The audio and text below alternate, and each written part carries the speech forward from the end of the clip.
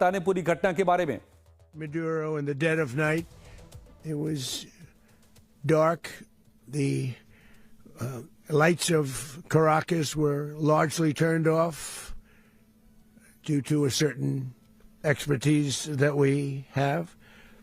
It was dark and it was deadly. But captured along with his wife, Celia Flores, both of whom now face American justice. Maduro and Flores have been indicted in the Southern District of New York. It's Jay Clayton for their campaign of deadly narco-terrorism against the United States and its citizens. I want to thank the men and women of our military who achieved such an extraordinary success overnight with breathtaking speed, power, precision, and competence. You rarely see anything like it. You've seen some raids in this country that didn't go so well. They were an embarrassment. If you look back to Afghanistan or if you look back to the Jimmy Carter days, they were different days. We're a respected country again, like never before. These highly trained warriors operating in collaboration with U.S. law enforcement caught them in a very ready position. They were waiting for us. They knew we had many ships out in the sea, just sort of waiting. They knew we were coming. So they were in what's called a ready position. But they were completely overwhelmed and very quickly incapacitated. If you would have seen what I saw last night, you would have been very impressed. I'm not sure that you'll ever get to see it, but it was an incredible thing to see.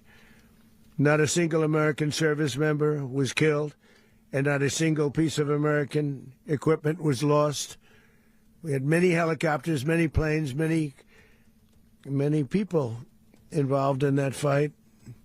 But think of that, not one piece of military equipment was lost, not one service member was, more importantly, killed. The United States military is the strongest and most fearsome military on the planet by far, with capabilities and skills our enemies can scarcely begin to imagine. We have the best equipment anywhere in the world. There's no equipment like what we have, and you see that even if you just look at the boats. You know, we've knocked out 97% of the drugs coming in by sea. 90%. Each boat kills on average, 25,000 people. We knocked out 97%.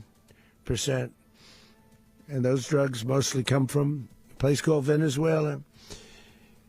We're going to run the country until such time as we can do a safe, proper, and judicious transition. So we don't want to be involved with having somebody else get in, and we have the same situation that we had for the last long period of years. So we are going to run the country until such time as we can do a safe, proper, and judicious transition. And it has to be judicious because that's what we're all about. We want peace, liberty, and justice for the great people of Venezuela, and that includes many from Venezuela that are now living in the United States and want to go back to their country. It's their homeland. We can't take a chance that somebody else takes over Venezuela that doesn't have the good of the Venezuelan people in mind. We've had decades of that. We're not going to let that happen.